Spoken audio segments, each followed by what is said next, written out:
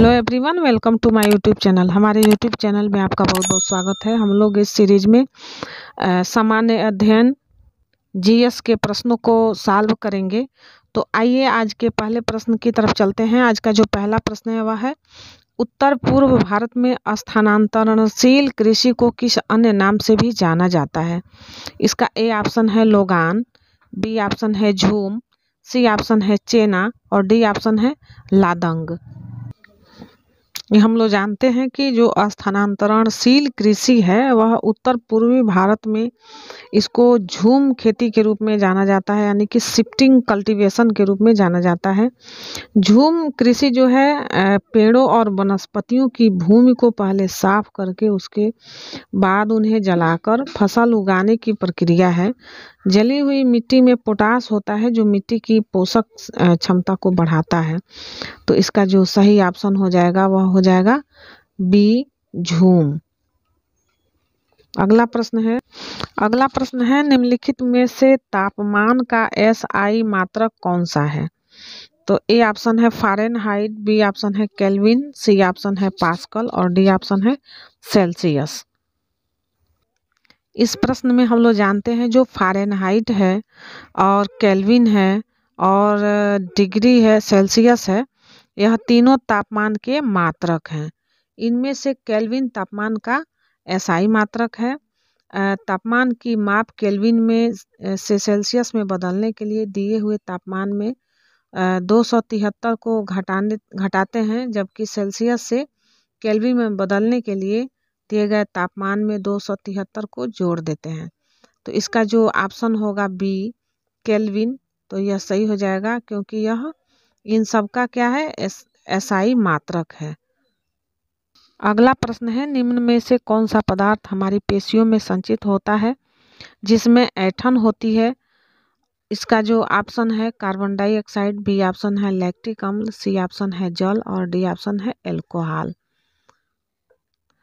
तो इस प्रश्न का जो उत्तर होगा वह बी होगा लैक्टिक अम्ल, क्योंकि लैक्टिक अम्ल का जो संचय होता है वह पेशियों में होता है और यह ऐंठन उत्पन्न करता है। गर्म पानी में स्नान करने अथवा शरीर की मालिश कराने पर ऐंठन से आराम मिलता है, क्योंकि इससे रक्त का संचार बढ़ जाता है। इसके परिणाम स्वरूप पेशी कोशिकाओं की ऑक्सीजन की आपूर्ति बढ़ जाती है और इससे आपूर्ति बढ़ने से लैक्टिक अम्ल का कार्बन डाइऑक्साइड और जल में पूर्ण रूप से विखंडन हो जाता है। तो इसका ऑप्शन बी सही हो जाएगा लैक्टिक अम्ल।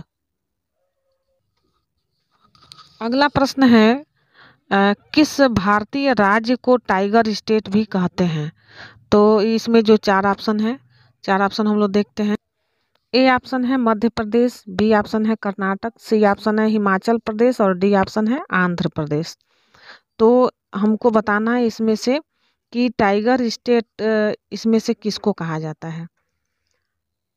तो इस प्रश्न में हम लोग देखते हैं कि जो मध्य प्रदेश राज्य है वह टाइगर स्टेट के नाम से जाना जाता है। इसके अलावा मध्य प्रदेश में तेंदुए की जो जनसंख्या है देश में सर्वाधिक होती है, इस कारण इसे लेपर्ड स्टेट भी कहा जाता है। तो इसका जो ए ऑप्शन होगा मध्य प्रदेश वह सही हो जाएगा।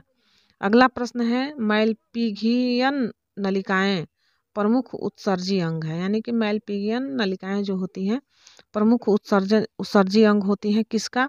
ऑप्शन है प्लेटी हेलमिंथीज में, बी ऑप्शन है एनिलिडस में, सी ऑप्शन है पक्षियों में और डी ऑप्शन है आर्थ्रोपोडस में।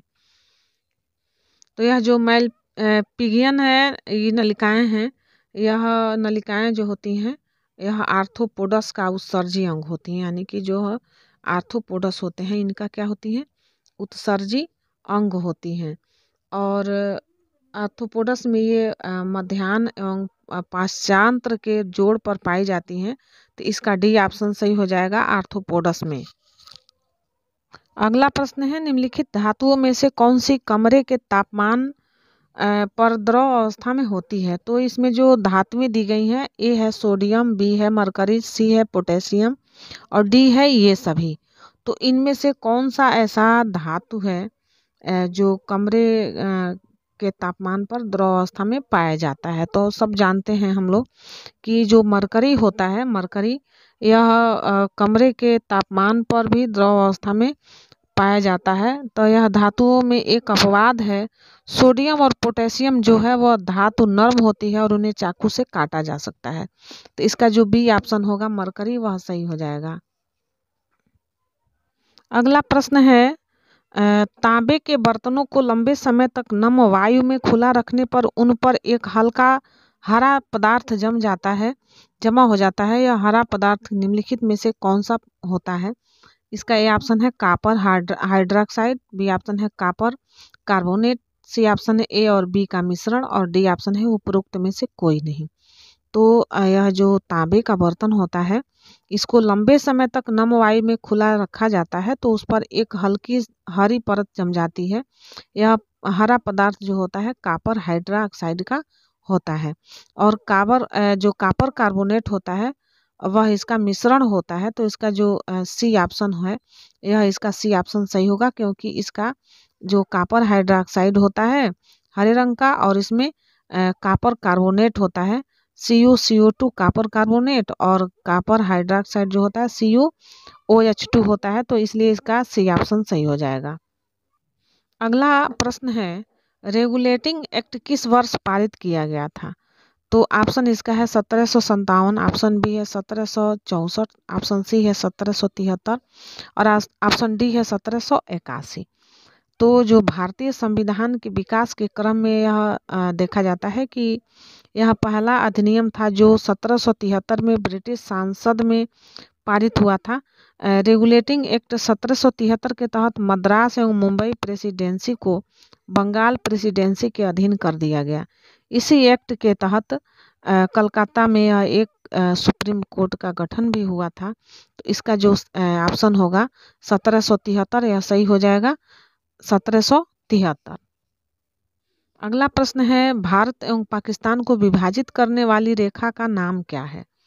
तो इसका ऑप्शन ए है मैकमोहन रेखा, ऑप्शन बी है डुरंड रेखा, ऑप्शन सी है रेड क्लिफ रेखा और ऑप्शन डी है 38वीं समानांतर रेखा।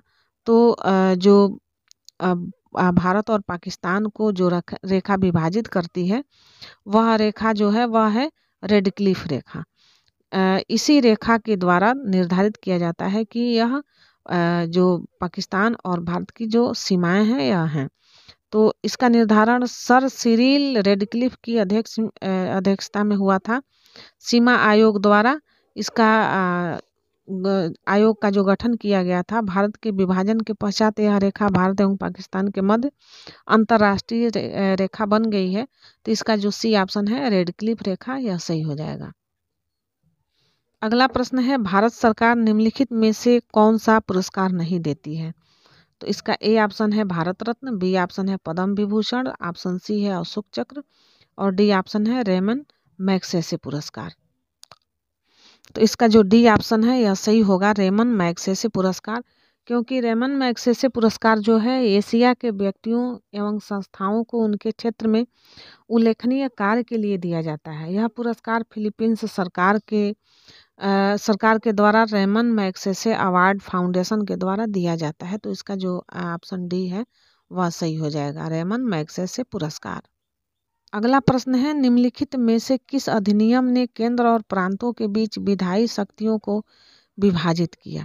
तो इसका ए ऑप्शन है भारत सरकार अधिनियम 1861, बी है भारत सरकार अधिनियम 1892, सी ऑप्शन है भारत सरकार अधिनियम 1919 और डी ऑप्शन है भारत सरकार अधिनियम 1935।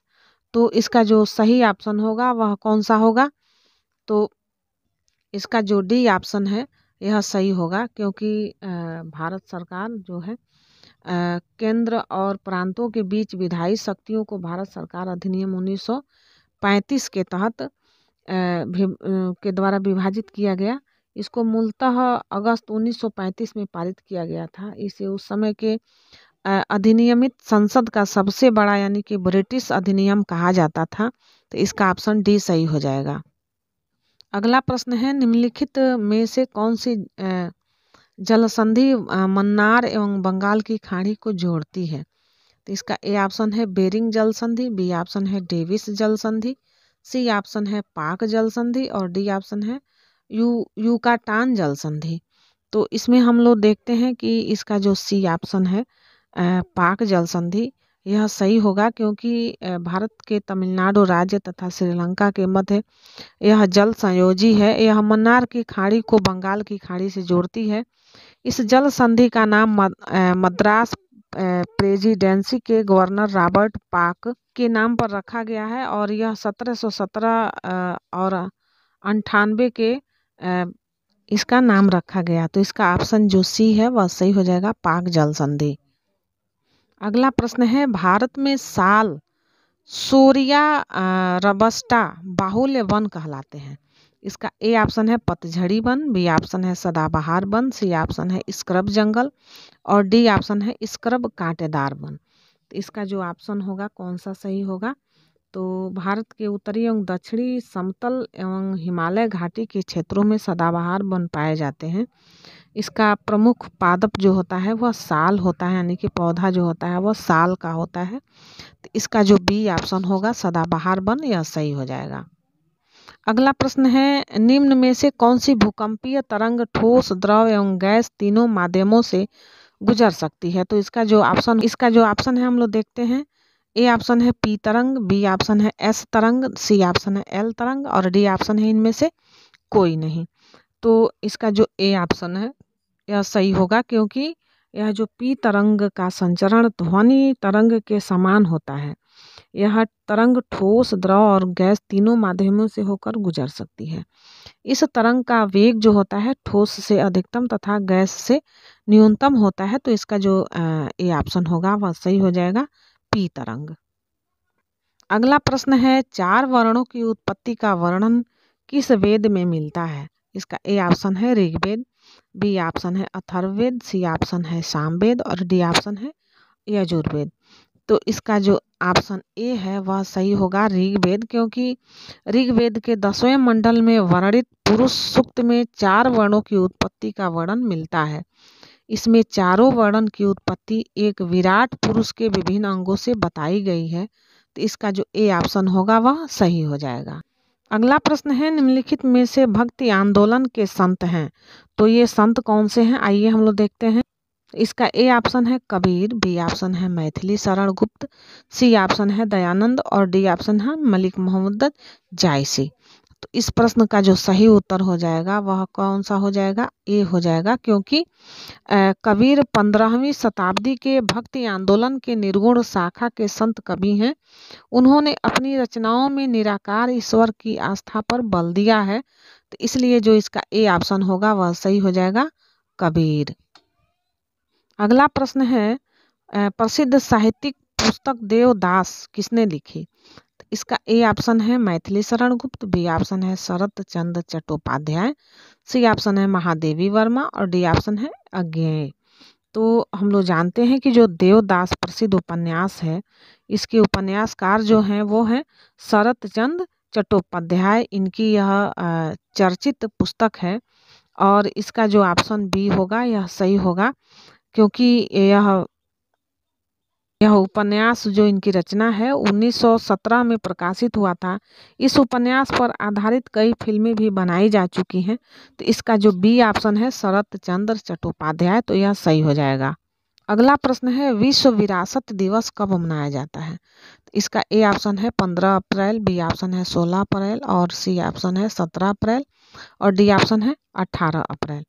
तो यह जो प्रश्न है इसका जो आंसर होगा वह डी होगा, क्योंकि प्रतिवर्ष 18 अप्रैल को विश्व विरासत दिवस मनाया जाता है। यह दिवस सांस्कृतिक विरासत की विविधता के बारे में जनता की जागरूकता बढ़ाने और उसे संरक्षित करने के लिए आवश्यक जो प्रयास होते हैं उस पर ध्यान आकर्षित करने का अवसर प्रदान करता है। तो इसका जो डी ऑप्शन होगा वह सही हो जाएगा। अगला प्रश्न है, सबरीमाला मंदिर किस राज्य में स्थित है? तो इसका ए ऑप्शन है हिमाचल प्रदेश, बी ऑप्शन है कर्नाटक, सी ऑप्शन है केरल और डी ऑप्शन है तमिलनाडु। तो यह जो सबरीमाला मंदिर है केरल के पेरियार टाइगर रिजर्व में स्थित एक प्रसिद्ध हिंदू मंदिर है। यहाँ विश्व की सबसे बड़ी वार्षिक तीर्थ यात्रा होती है। इसमें प्रतिवर्ष 2 करोड़ श्रद्धालु शामिल होते हैं। तो इसलिए इसका जो ऑप्शन होगा सी, केरल, यह सही हो जाएगा, सी, सबरीमाला मंदिर केरल राज्य में स्थित है। अगला प्रश्न है, लोकसभा के अध्यक्ष को कौन चुनता है? इसका ए ऑप्शन है राष्ट्रपति, बी ऑप्शन है लोकसभा के सदस्य, सी ऑप्शन है लोकसभा के निर्वाचित सदस्य और डी ऑप्शन है संसद के सदस्य। तो यह जो लोकसभा का जो अध्यक्ष का निर्वाचन होता है वह लोकसभा के चुनाव के पश्चात लोकसभा की प्रथम बैठक में लोकसभा के सदस्यों द्वारा होता है। तो इसका जो आंसर होगा वह बी हो जाएगा और लोकसभा के सदस्य के द्वारा इनके अध्यक्ष को चुना जाता है। तो इसका बी ऑप्शन सही हो जाएगा। अगला प्रश्न है संविधान के किस अनुच्छेद के आधार पर राष्ट्रपति वित्तीय आपात की उद्घोषणा करता है। तो इसका ए ऑप्शन है अनुच्छेद 326, बी ऑप्शन है अनुच्छेद 352, सी ऑप्शन है अनुच्छेद 356 और ऑप्शन डी है 360। तो इसका जो सही ऑप्शन होगा वह कौन सा होगा। यह जो इसका डी ऑप्शन है वह सही होगा, क्योंकि संविधान के अनुच्छेद 360 के अनुसार यदि राष्ट्रपति को विश्वास हो जाए कि राज्य या राज्य का कोई भी भाग वित्तीय संकट में है तो वह वित्तीय संकट की घोषणा कर सकता है। तो वित्तीय आपातकाल का जो प्रावधान है अमेरिकी संविधान से लिया गया है, तो इसलिए इसका डी ऑप्शन सही हो जाएगा। अगला प्रश्न है कंदरिया महादेव मंदिर कहाँ स्थित है।